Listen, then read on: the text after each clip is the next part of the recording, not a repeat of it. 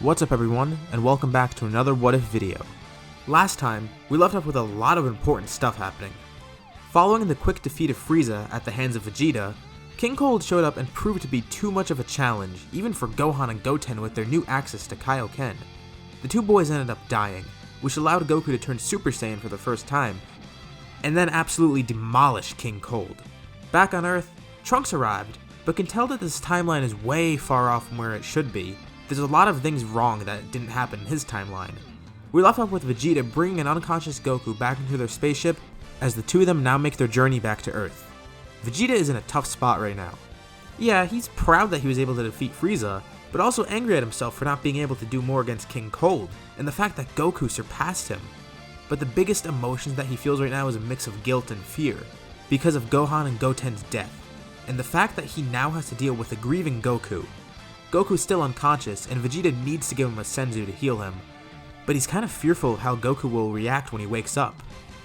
Knowing that he has to act and do something, he gives Goku a senzu bean and jumps back immediately as he becomes conscious again. Goku is startled to see that he's on the ship, only remembering a bit of what happened. His memories start to come back, and his confusion turns to anger and sadness, but he eventually collects himself. While he is, of course, really sad, the Dragon Balls are still active on Earth, and his son's going to be revived, so not all is lost. The issue is Goku will have to live with the fact that they died here and he couldn't do anything to help, at least not until it was too late. Vegeta then asks him about that power he used. He believes he knows what it is. Goku couldn't control it and didn't willingly activate it, of course, but now that Vegeta brings it up again, it has the two of them interested. Maybe he could try to use this form again, and use it to become more powerful in the future, same with Vegeta, who realized this is what a Super Saiyan is. Their journey back will take a few more weeks, so in the meantime, the two of them can focus on figuring this power out for themselves. Back on Earth, Trunks is beginning to fill everyone in on who he is and why he's here. Knowing that Bulma is pregnant already, he has no need to hide his identity as Bulma and Vegeta's son this time around. He didn't expect the timeline to be like this. Gohan and Vegeta are absent, same with Frieza and King Cold, and Goku should have returned by now as well. After learning about the fact that they were fighting Frieza right now and they won't be back for a few weeks, Trunks can't stay. He gives Bulma all the information about the androids, and the group decides they'll act upon it once Goku, Vegeta, Gohan, and Goten are back. As for Goku's heart virus, like my other videos, I'm going to keep it in the storyline because it's never really confirmed what caused him to get the virus. As far as we know, he could have gotten it from living in the woods as a kid. It's never explicitly confirmed that he got it on Yardrat, so even though he's not going to Yardrat, he still has to worry about the heart virus in the future. Trunks leaves now, trusting that the group will do well, and will return in 3 years to make sure everything is okay. At least he hopes so. This timeline is very far off from his original, so he can only hope for the best. All while this is happening, Gohan and Goten are in the afterlife, and of course, the first thing they do is go to see King Kai again. Being his students, King Kai is obviously very welcoming to them, and he could tell people on Earth to revive them right away, but the twins actually ask him not to tell people just yet. With the few weeks that they have until Goku and Vegeta return to Earth, and inevitably revive them, they want to spend some time in the afterlife training. They want to see if they can learn any more techniques or get stronger somehow. King Kai tells them that he has nothing left to teach in terms of techniques, as they have both learned Kaioken and the Spirit Bomb already. There is that Super Saiyan thing Goku did, but obviously King Kai knows nothing about how it works or how they can access it, or even if they can. In terms of learning new moves or techniques, King Kai decides to help the kids out and wants to see if he could find anyone in the afterlife who can teach them some stuff. There's many strong people in the afterlife, so he can help the twins find someone with the few weeks that they have and give them some more training in the meantime, either to make them stronger or let them learn a new technique. After a few weeks pass, Goku and Vegeta arrive on Earth again, but worry everyone else as they're the only ones on the ship and there's no Gohan or Goten. The two explain what happened, and while saddened by it, they immediately go to collect the Dragon Balls to bring them back. This is when King Kai actually comes in to tell Goku that the two have kept their bodies in the afterlife and have been training, and they're ready to come back now since they know they have to.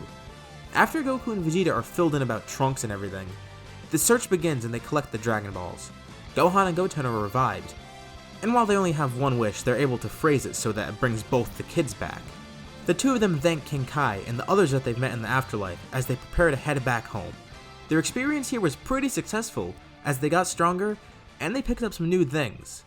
On the other hand, Goku now has access to Super Saiyan at will, but it's only grade 1 obviously, and Vegeta is actually on track to unlocking it as well.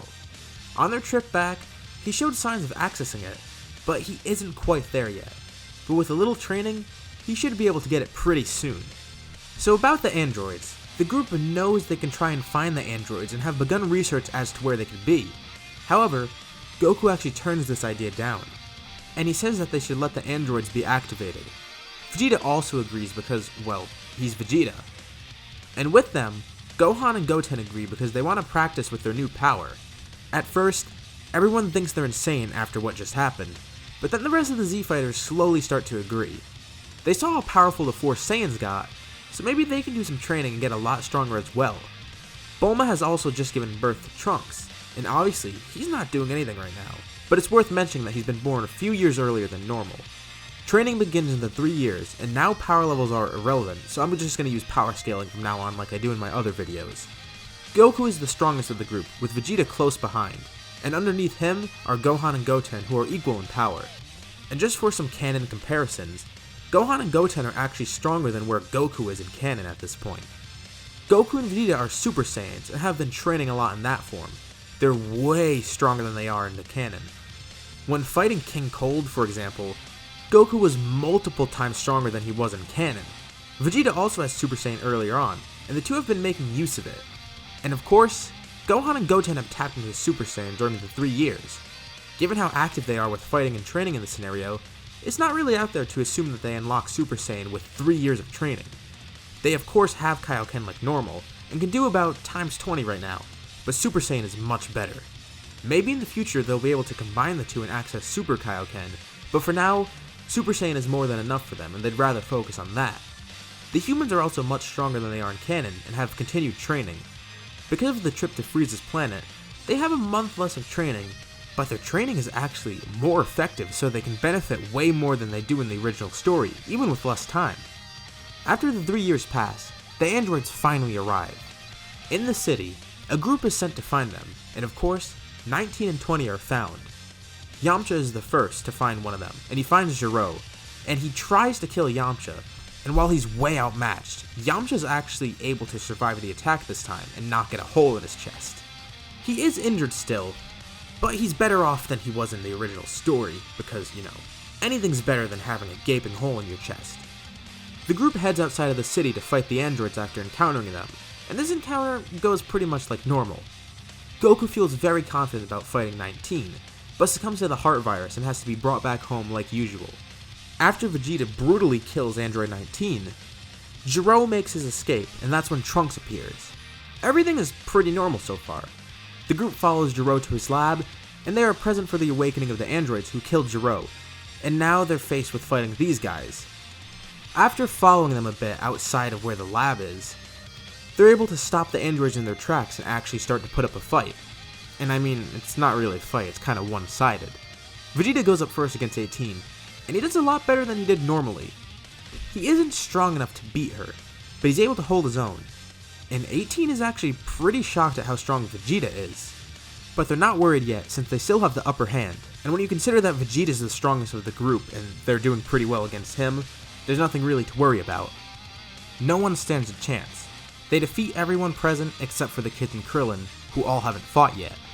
Having been successful in easily defeating everyone, the androids then prepare to leave. But then, Goten and Gohan try to stop them. 17 and 18, not knowing who these kids are, respond to this rebellion by laughing when they see it's just 2 little kids standing up to them. The 2 androids obviously don't take the kids seriously, but then the 2 kids go Super Saiyan and attack Android 17 together. Now, it's twins versus twins. 17 doesn't have any trouble defending against them, but he admits that they seem pretty strong for kids and that he underestimated them. Gohan and Goten are then thrown into a nearby rock as the androids leave, but the 2 kids aren't done yet. They haven't shown anyone this, but they want to test out one of the techniques they learned in the afterlife. They're not sure if they can pull it off or how effective it'll be, since they haven't tried it for about a year, ever since they were in the middle of training, but it's worth a shot. If it turns out to be helpful, they can teach everyone this later. The 2 stand back and get into position, hoping that they don't mess it up. The rest of the Z-Fighters don't want them to keep fighting, but they notice the odd movements they're doing now. They stretch their arms out, step towards each other and then connect their fingers, while saying something about fusion. I'm sure you guys know where I'm going with this. Gohan and Goten, in the afterlife, learn the fusion dance, and they have been practicing it secretly as their ultimate move. This catches the attention of the androids, and they turn back to see one kid in a vest standing there instead of two. The fusion of Goten and Gohan, Goten, is now born. This is where we're going to leave off for now. How will Goten do against the androids? How strong do you think this new fusion actually is? Is he strong enough to beat any of them, and if so, will he be able to be victorious against all of them? How will the rest of the saga end up playing out? Comment your suggestions below as we prepare for the next part. As always, remember to like, subscribe, and hit the bell icon for notifications about future parts of this What If and other videos of mine. Thank you all for watching, and I'll see you on the next video.